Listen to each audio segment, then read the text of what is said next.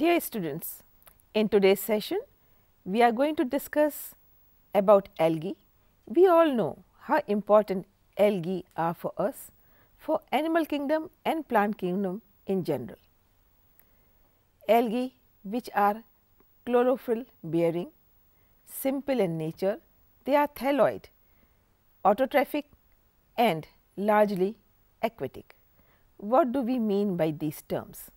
If I say algae are chlorophyll bearing, that means they have chlorophyll, and if they have chlorophyll, that means they will help in photosynthesis or they will do photosynthesis. And if they are doing photosynthesis, they are definitely fixing carbon dioxide and evolving oxygen. As we know that algae are mostly aquatic, that means they are making dissolved oxygen around them increasing in amount all the time, and that will help all the aquatic animals, whether freshwater animals or marine water animals or sea animals. So, that is the advantage of algae being chlorophyll bearing. They are simple in nature, that means their own structure is so simple that for maintaining their own structure, they do not need lot of energy from their surrounding. So, they are giving energy in form of oxygen to the surrounding and they are not consuming that much.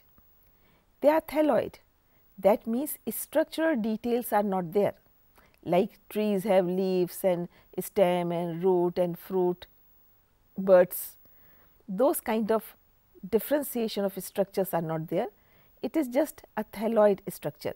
Again, the maintenance, the physiological maintenance becomes easier. That means input is less, but output is more, which is required for the surrounding. Autotrophic, they make their own food. It is very natural. If they have chlorophyll, they are making their own food. So, being autotrophic, they are not consuming anything. They are making food for themselves and for the surrounding again, for other animals and for other plants. Algae are largely aquatic. They are found in fresh water, in marine water mostly. Sometimes if they are not in water, they are near water, maybe at seashore, maybe near river, or at least in a moist place where there is water availability is more than otherwise. So, they are normally called that they are aquatic. So, this is about algae in general. Now, we come into details. Now, let us understand how reproduction takes place in algae. Algae by nature are simple structures. So, vegetative reproduction can take place by simple fragmentation. Of course, in algae we find vegetative reproduction, asexual reproduction and also sexual reproduction.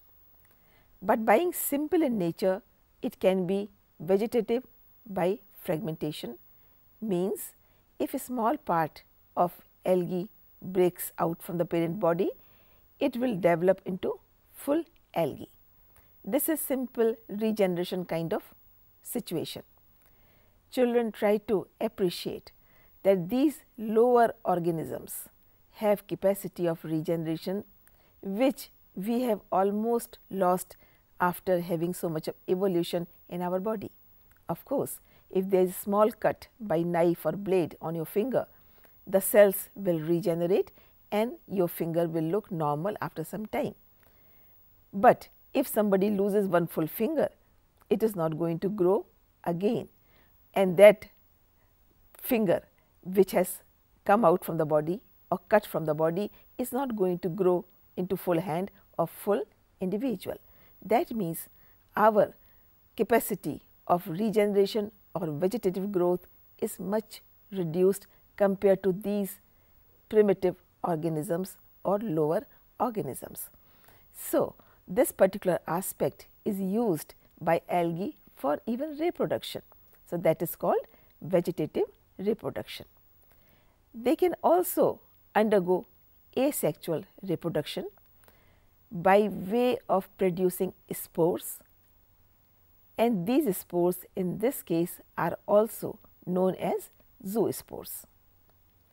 Then some algae can undergo sexual reproduction, and if it is sexual reproduction, then definitely gametes should be produced, and there should be fusion of two gametes to produce another organism of the same kind. Coming to sexuality, we know that we, the human or the mammals, are highly evolved, and we are good example of sexual reproduction, gamete formation. But this sexuality started as early as algae in case of plant kingdom, and as early as paramecium in case of animal kingdom. That means right in the beginning of origin of life, when primitive organisms were made, the plant and the animals, even they tried to exhibit sexuality. Whether it worked that perfectly or not is another question.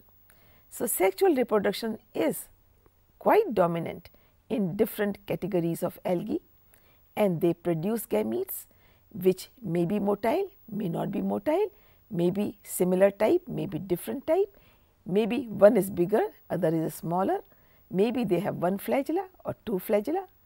All those variations may be there, but sexual reproduction is possible in algae, and it takes place in algae.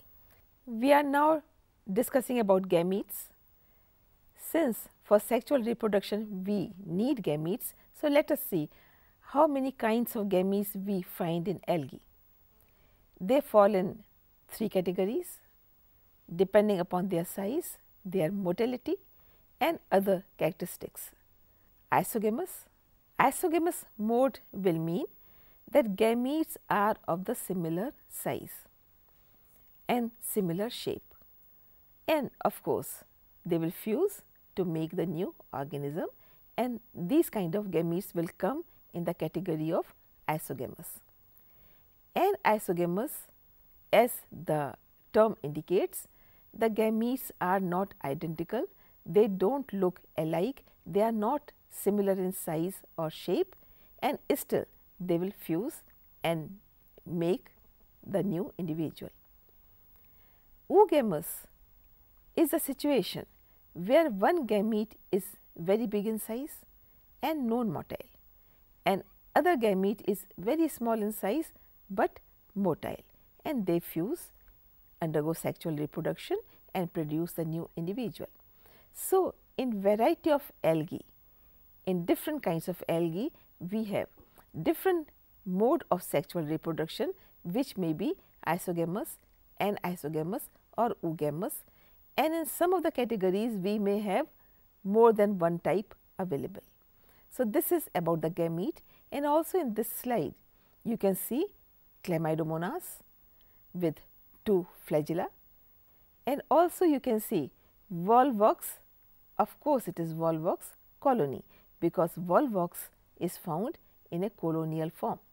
One more point which I would like to add here is that isogamous kind of gametes are more common in Chlamydomonas and Spirogyra, whereas anisogamous is common in some species of Chlamydomonas, and oogamous is normally found in Volvox and Fucus. Of course, there will be more examples as well. We proceed further. If we classify the algae, there are three classes in algae, and they are named green algae, brown algae and red algae. The first one which I would like to discuss with you is Chlorophyceae, and it is also known as green algae. It has green pigment, chlorophyll, and especially chlorophyll A and B. It is very green in color and hence involved in photosynthesis in a very nice way.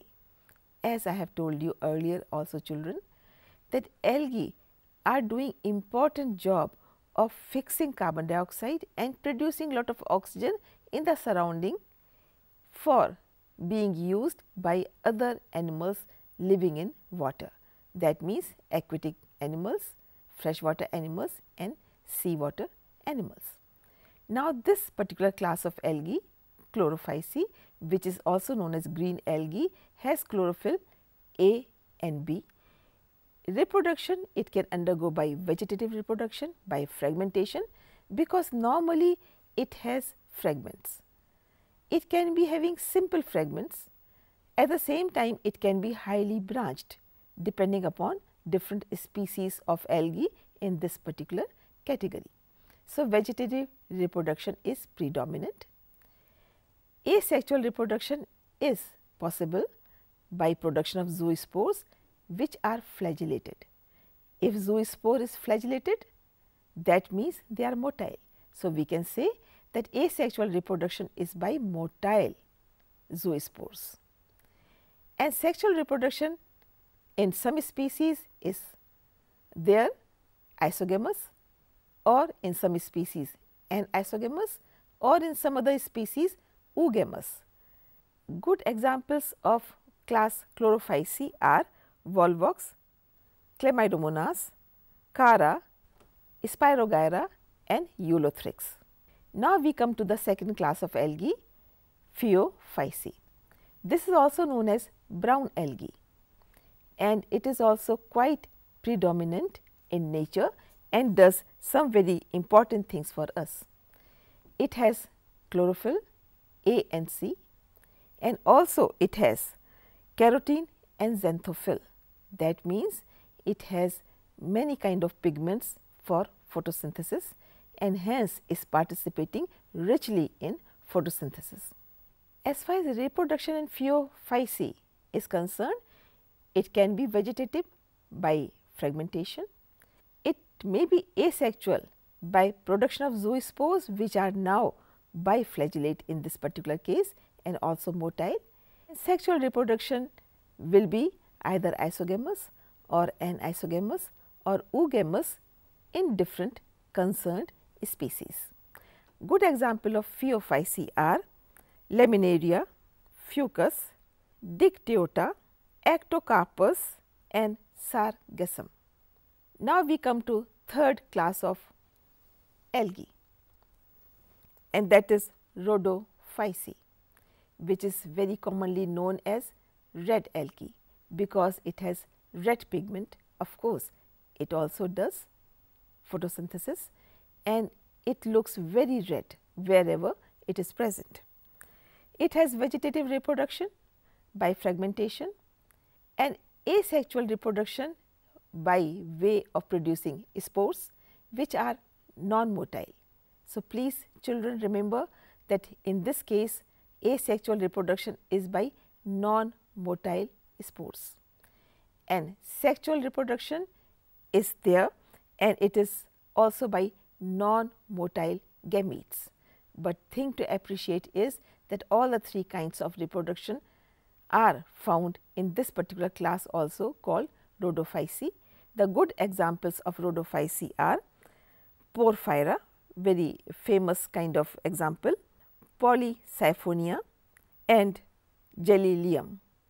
So, children, in today's session we have discussed about algae, about nature of algae, about their photosynthetic capability, vegetative, asexual, sexual reproduction and also different classes of algae like Chlorophyceae, Phaeophyceae and Rhodophyceae.